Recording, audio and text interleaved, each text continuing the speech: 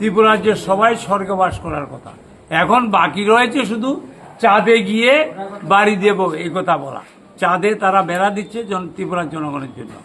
জুমলাবাজি চাই না, মিথ্যা কথা চাই না। আপনারা জানেন যে ভীষণ ডকুমেন্টে 18তে আসার আগে যেই প্রতিশ্রুতি দিয়েছিল ত্রিপুরা রাজ্যের সবাই স্বর্গে বাস করার কথা। এখন বাকি রয়েছে শুধু চাঁদে গিয়ে বাড়ি দেব এই কথা বলা।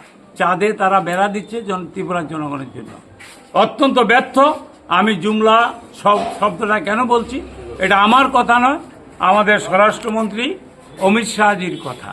উনি বোম্বেতে, তখন তিনি প্রধান স্বরাষ্ট্রমন্ত্রী হননি, উনি তখন ছিলেন প্রেসিডেন্ট।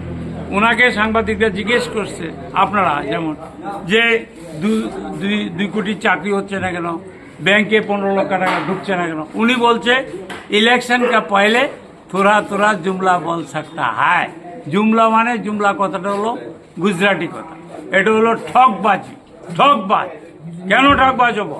জুমলা আমাদের কথা নয়, ভারতবর্ষে জুমলাটা প্রচলন করেছে বিজেপি, জুমলা প্রচলন করেছে অমিত শাহজি। ওনাকে ধন্যবাদ জানাই, একটা সত্য কথা বলেছে। এটা হলো ঠকবাজ, জুমলাবাজ।